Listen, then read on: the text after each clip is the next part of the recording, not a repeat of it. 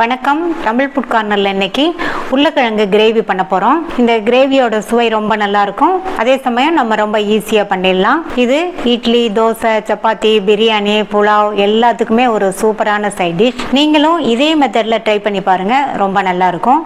இப்போ எப்படி பண்ணுறதுன்னு பார்க்கலாம். இந்த கிரேவிக்கு ஃபஸ்ட்டு வதக்க வேண்டியதை வதக்கிக்கலாம். அதுக்கு ஸ்டவ்வில் ஒரு பேன் போட்டிருக்கேன். அதில் 1/2 டேபிள் ஸ்பூன் எண்ணெய் சேர்த்து, எண்ணெய் சூடானதும் அதில் 1/2 டீஸ்பூன் சோம்பு, 1 இன்ச் அளவு பொடியாக கட் பண்ண இஞ்சி, ஒரு 4 பூண்டு, பெரிய பல் பூண்டை 2 கட் பண்ணி வச்சுருக்கேன், அதை சேர்த்துட்டு கூடவே ரெண்டு பச்சை மிளகாவை சேர்த்துக்கோங்க. எல்லாத்தையும் லைட்டாக வதக்கி விட்டுக்கலாம். லைட்டாக வதக்கி விட்டாச்சு. அடுத்து இதில் 2 மீடியம் சைஸ் வெங்காயத்தை கட் பண்ணி சேர்த்துக்கோங்க. கூடவே 2 மீடியம் சைஸ் தக்காளியையும் கட் பண்ணி சேர்த்துக்கலாம். இப்போ நம்ம சேர்த்த எல்லாமே நல்லா வதங்கட்டும்.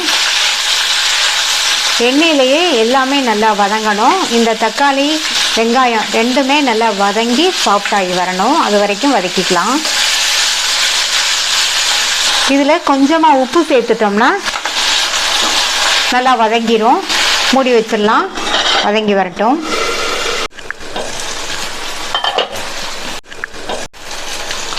இப்போ நம்ம சேர்த்த வெங்காயம், தக்காளி, பச்சை மிளகாய் மற்ற எல்லாமே நல்லா வதங்கிடுச்சு. இதை நல்லா ஆறுனதுக்கப்புறமா மிக்ஸி ஜாரில் சேர்த்துக்கலாம். வதக்குனது மிக்ஸி ஜாரில் சேர்த்தாச்சு. இது கூட 3 டேபிள் ஸ்பூன் தேங்காய் துருவல் சேர்த்துக்கலாம். இதில் கொஞ்சமாக தண்ணி சேர்த்து நல்ல நைஸ் விழுதாக அரைச்சிட்டு வந்துடலாம். நல்லா நைஸாக அரைச்சாச்சு. அடுத்து கிரேவி செய்ய ஸ்டார்ட் பண்ணலாம். இந்த உருளைக்கிழங்கை ஃப்ரை பண்ணுறதுக்கு நான் கடாயில் கொஞ்சமாக எண்ணெய் விட்டுருக்கேன். இந்த உருளைக்கிழங்கு கிரேவிக்கு நம்ம உருளைக்கிழங்கை எண்ணெயிலேயே வறுத்துட்டு அதுக்கப்புறமா கிரேவி பண்ண போகிறோம். 200 கிராம் உருளைக்கிழங்கை தோல் சீவி இந்த மாதிரி க்யூப்ஸாக கட் பண்ணி தண்ணியில் போட்டுட்டு அதுக்கப்புறமா ஒரு காட்டன் துணியில் நல்லா தொடச்சி எடுத்து வச்சுருக்கேன். கொஞ்சம் கூட ஈரமே இல்லாமல் தொடச்சி வச்சுக்கோங்க. அப்போ தான் நம்ம எண்ணெயில் போடும்போது தெறிக்காமல் இருக்கும். ஒரே டயத்தில் எல்லா உருளைக்கிழங்கையும் சேர்த்து ஃப்ரை பண்ணணும்னு நினச்சிங்கன்னா கூட கொஞ்சம் எண்ணெய் சேர்த்து ஃப்ரை பண்ணிக்கோங்க. எண்ணெய் சூடாயிடுச்சு. கொஞ்சமாக உருளைக்கிழங்கு சேர்த்து ஃப்ரை பண்ணிக்கலாம். உருளைக்கிழங்கு சேர்த்து இந்த மாதிரி நல்லா பிரட்டி விட்டுக்கோங்க. இந்த கிழங்கு நல்லா எண்ணெயில் ஃப்ரை ஆகி அதனுடைய கலர் லைட்டாக மாறி வரணும். அது வரைக்கும் ஃப்ரை பண்ணிக்கலாம். இந்த மாதிரி எண்ணெயிலேயே ஃப்ரை பண்ணி நம்ம இந்த கிரேவி பண்ணும்போது டேஸ்ட் ரொம்ப ரொம்ப நல்லாயிருக்கும். ஸ்டவ்வை மீடியம் ஃப்ளேமில் வச்சுட்டு கைவிடாமல் இந்த மாதிரி கலந்து விட்டுட்டே இருக்கலாம். கிழங்கு எண்ணெயிலேயே ஃப்ரை ஆகி அதனுடைய கலர் லைட்டாக மாறி வந்திருக்கு. இந்த ஸ்டேஜில் இதை எடுத்து வச்சுட்டு மீதி உள்ள கிழங்கையும் இதே மாதிரி பொரிச்சு எடுத்துடலாம்.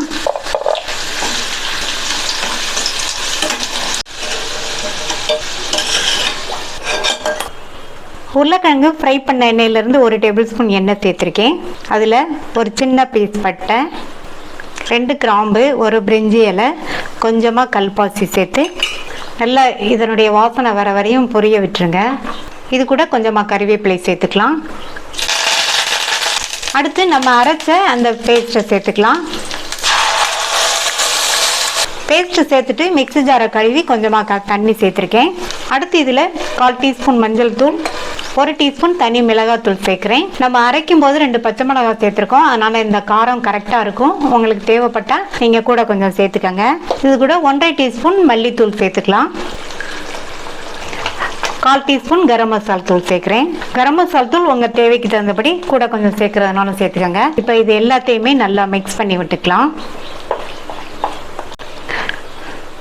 நல்லா மிக்ஸ் பண்ணி விட்டுட்டு மூடி வச்சுருங்க. இந்த மசாலா நல்லா எண்ணெயிலேயே வதங்கி ஓரங்கள்லாம் எண்ணெய் பிரிஞ்சு வர வரைக்கும் வதங்கிட்டு இருக்கட்டும். இப்போ நல்ல ஓரங்கள்லாம் எண்ணெய் பிரிஞ்சு வந்துருச்சு.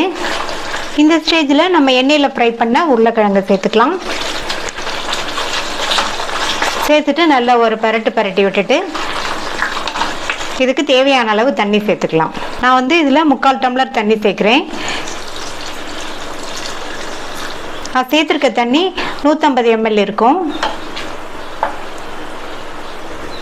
அடுத்து இதுக்கு தேவையான அளவு உப்பு சேர்த்துக்கலாம். நம்ம வெங்காயம் தக்காளி வதங்கும் போது கொஞ்சமாக உப்பு சேர்த்தோம். அதை ஞாபகத்தில் வச்சுட்டு சேர்த்துக்கணும். மிக்ஸ் பண்ணி விட்டுட்டு மூடி வச்சிடலாம். இந்த கிரேவி நல்லா கொதிச்சு உருளைக்கிழங்கு நல்லா சாஃப்டாக வெந்து வரட்டும். நம்ம ஃப்ரை பண்ணும்போது பாதி அளவுக்கு வெந்திருக்கும். இப்போ நல்லா ஃபுல்லாக வெந்து வரட்டும். இப்போ 5 நிமிஷம் ஆச்சு. உருளைக்கிழங்கு நல்லா சாஃப்டாக வெந்து நம்மளுடைய டேஸ்டான உருளைக்கிழங்கு கிரேவி சூப்பராக ரெடி ஆயிடுச்சு. கடைசி அதில் பொடியாக கட் பண்ண கொத்தமல்லி இலைகளை சேர்த்துட்டு நல்லா ஒரு தடவை மிக்ஸ் பண்ணி விட்டுட்டு ஸ்டவ் ஆஃப் பண்ணிடலாம். இந்த கிரேவியை ட்ரை பண்ணி பார்த்துட்டு உங்கள் கமெண்ட்ஸை சொல்லுங்கள். தேங்க்யூ.